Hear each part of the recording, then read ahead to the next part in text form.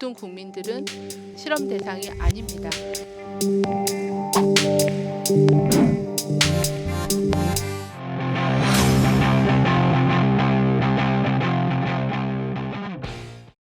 월요일 정례 브리핑 진행하도록 하겠습니다.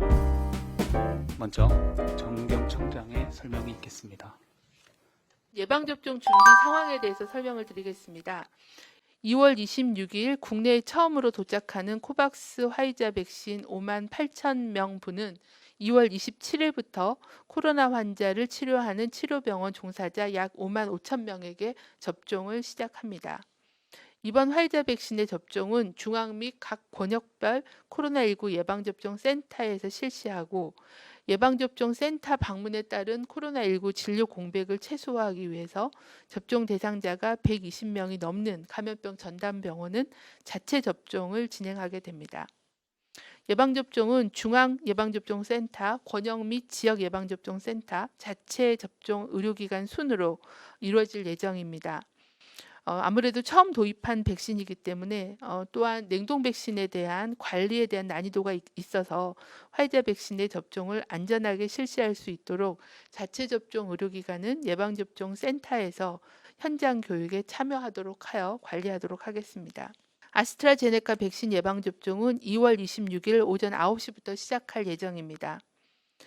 국내 생산 위탁업체인 SK바이오사이언스에서 약 75만 명분이 2월 24일부터 2월 28일까지 5일간 순차적으로 경기도 이천에 있는 물류센터로 공급됩니다.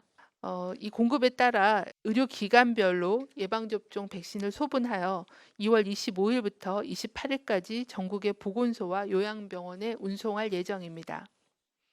입원 환자 및 종사자 대상 접종을 실시하는 요양병원과 요양시설의 접종을 담당하는 의료기관은 위탁의료기관의 계약 체결을 이번 주에 완료해야 되고 이를 위해 사전 교육을 이수하셔야 합니다. 안전한 예방접종을 위해 각 지자체가 위탁의료기관을 대상으로 사전 점검을 실시할 계획입니다. 접종에 앞서 접종기관에서 대상자를 조회하고 접종 실시 후에 예방접종 기록을 입력할 수 있는 예방접종 등록 기능을 2월 25일부터 개통할 계획입니다. 이런 기능으로 피접종자의 이름과 주민등록번호로 접종 대상자 여부를 확인할 수 있고 접종 방법, 백신 정보 등의 내용들을 전산 등록해서 접종률 그리고 백신 수급량과 같은 접종 정보를 관리하고 안내할 계획입니다.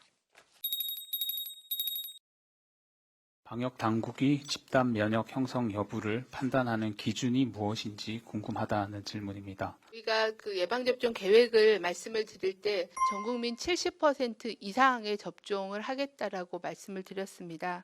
집단 면역에 대해서는 아직 어느 정도의 그 항체 양성률을 유지해야 집단 면역을 형성하는지에 대해서는 정확하게 알려져 있지는 않습니다. 아직은 유행이 더 진행돼야 되는 그런 상황이 있고 또 지역별 특성 또는 유행 특성에 따라서도 이런 집단 면역을 달성할 수 있는 기준치가 조금은 달라질 수 있다고 보고 있습니다. 70%를 접종을 할 경우에는 만약에 예방접종의 항체 형성률이 80%라고 가정을 하면 최종 70% 예방접종을 했을 때 항체 양성률이 56% 정도가 됩니다. 이런 경우에 저희가 보통 그 감염 재생산 지수가 많아질수록 커질수록 그 집단 면역을 달성할 수 있는 그런 접종률이 굉장히 높아지는 상황입니다. 집단 면역을 이룰 때는 이러한 몇 가지 요소가 있을 것 같습니다. 제일 중요한 거는 접종률이 그만큼 관리가 되겠느냐라는 부분입니다. 저희가 목표를 세운 접종률을 달성할 수 있는지에 대한 게 이제 가장 큰 그 요인 중에 하나고 두 번째는 아마 백신을 제때 확보해서 공급을 받을 수 있느냐라는 게 두 번째 변수일 거라고 생각합니다. 세 번째 가장 변수는 변이 바이러스가 어느 정도 발생하고 어느 정도 그 백신에 영향을 미치는지 또 우리나라에 어느 정도 유입이 돼서 확산되는지 등등의 요인들이 이런 집단 면역을 달성하는데 중요한 변수이고 위험 요인이라고 생각을 합니다. 코로나19 백신 접종을 신청한 민간 의료기관은 몇 곳이고 요양병원인 경우에는 전국에 1657개가 예방접종 신청을 한 상황이고 또 확진자 치료병원 143개가 현재까지는 백신의 접종 계획이 잡혀 있는 상황입니다. 1,800개의 의료기관이 이제 접종 대상이 되고 위탁 의료기관으로 지정하는 것은 아마 이번 주에 계속 행정적인 절차가 진행이 될 걸로 보고 있습니다. 구체적인 접종 계획을 안내해 달라는 질문입니다. 화이자 백신에 대해서만 등록 진행 상황을 물어보신다고 하면 코로나19 환자의 확진자 치료병원 143개에 대해서 현재 54,910명 정도가 접종 동의해서 등록이 돼 있는 상황입니다. 아마 이 부분에 대해서는 이제 접종 당일이 되면 건강 상태나 뭐 이런 것 때문에 약간 변동은 있을 수 있다고 생각을 합니다. 그래서 동의율은 94.6%로 현재 접종 계획을 준비를 하고 있습니다. 그리고 휴일에도 접종을 하느냐라는 질문에 대해서는 현재 의료기관은 24시간 가동이 되는 조직이고 접종센터나 의료기관에서 접종을 시행할 준비가 돼 있다고 하면 주말을 포함해서 접종을 하실 수는 있는 상황입니다. 아마 접종을 하는 날짜나 이런 부분들은 병원의 사정에 따라서 대상자와 또 접종팀의 일정에 따라서 정리가 될 예정입니다. 코로나19 백신 접종을 거부한다면 접종을 안 해도 되는지, 그 백신 접종은 모든 국민들 대상으로 본인의 동의 기반으로 접종을 시행하고 있습니다. 그래서 백신을 물론 이제 정말 필요한 데는 그 의무 사항으로 둘 수 있지만 아직은 의무적으로 접종을 적용하고 있는 그런 대상은 현재는 없습니다. 그래서 종사자 그리고 입원 환자 그리고 일반 국민들께서도 본인의 동의 기반으로 접종을 하시게 됩니다. 접종을 거부한 사람이 후에 만일 확진자로 확인이 되고 그 확진자로부터 많은 분들이 코로나19가 전파가 되었다면 만약에 거부해서 접종을 안 하고 확진이 됐다 하더라도 그걸로 인한 추가적인 전파에 대해서는 구상권 청구를 할 계획을 현재로서는 가지고 있지 않습니다. 다만 예방접종은 본인의 건강을 지키는 수단이기도 하고 작게는 본인의 가족 그리고 본인의 직장 특히 고위험 시설에 계시는 많은 어르신들을 보호하고 또 더 나아가서 집단 면역을 형성해서 국가 차원에서의 어떤 코로나 극복 그리고 예방 접종을 못 맞으시는 분들, 건강상의 이유로 맞지 못하는 분들, 또 접종 대상이 되지 못해서 접종을 못 받으시는 소아청소년들이나 임신부라거나 이런 분들을 보호하기 위한 그런 목적으로 예방접종을 진행을 합니다. 접종의 필요성을 널리 알려드리고 접종에 임하실 수 있도록 계속 설득하고 정보를 투명하게 드리도록 하겠습니다.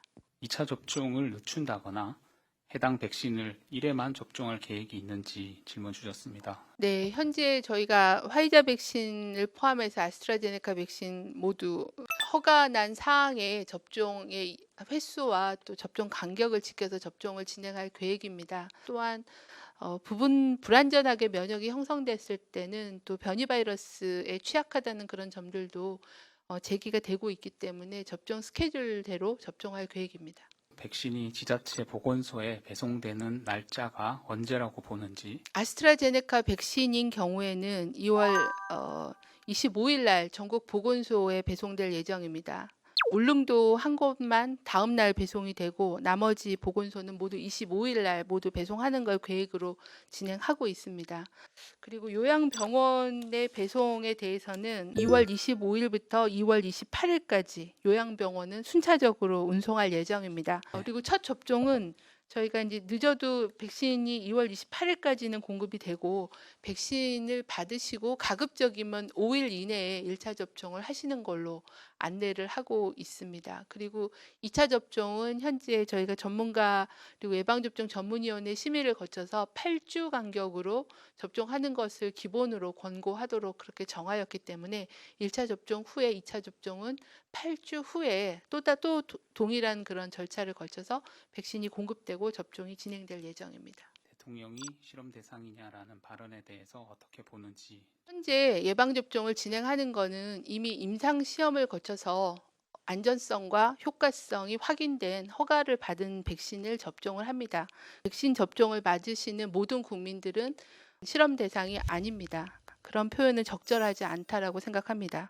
현재 저희가 접종에 대해서는 우선순위를 정해서 공정성과 투명성을 가지고 접종 대상자 관리를 하고 있습니다. 다만 예방 접종에 대한 국민들의 불안이 크고 또 우려가 많이 제기가 돼서 누군가 사회 저명 인사 또는 그 보건의료계의 대표들이 그런 국민들의 불안감을 좀 더 완화시켜 주기 위해서 접종을 하는 게 필요하다라고 판단이 되면 그런 접종은 언제든지 할 수 있다고 생각을 합니다. 저희 보건의료인 단체도 언제든지 그런 접종은 기꺼이 하실 수 있다라는 그런 의사를 주시고 계십니다. 다만 현재는 그런 상황이 아니고 접종에 대한 동의율이 상당히 높게 제기가 된 상황이기 때문에 순서에 따라서 공정하게 예방접종을 차질 없이 진행하도록 하겠습니다. 이상 마치고 청장 마무리 발언 듣겠습니다. 이번 주부터는 아스트라제네카 백신과 화이자 백신이 도입이 돼서 접종을 시작하게 됩니다. 그동안에 준비해 온 그런 그 준비 상황을 잘 점검하고 진행해서 안전한 예방 접종이 되도록 최선을 다하겠습니다. 다만 아직까지도 아스트라제네카 백신에 대한 그 효능에 대한 그런 문제 제기들이 상당수 있는 것 같습니다. 앞서 그 접종 계획에도 말씀드린 것처럼 아스트라제네카 백신은 안전성과 효능이 확인된 접종 백신입니다. 다만 65세 이상에서는 효과를 확인할 수 있는 그런 그 임상시험 참여자 수가 적어서 좀 더 정밀한 그런 효과에 대한 근거를 확인한 후에 접종하는 걸로 접종 순서를 일부 조정한 바 있습니다. 아스트라제네카 백신은 우리나라를 포함해서 유럽 그리고 영국 그리고 WHO에서도 조건부 허가나 긴급 사용 승인을 해서 사용이 되고 있는 그런 백신이기 때문에 저희도 최대한 그 백신에 대한 공급과 접종에 최선을 다하도록 하겠습니다.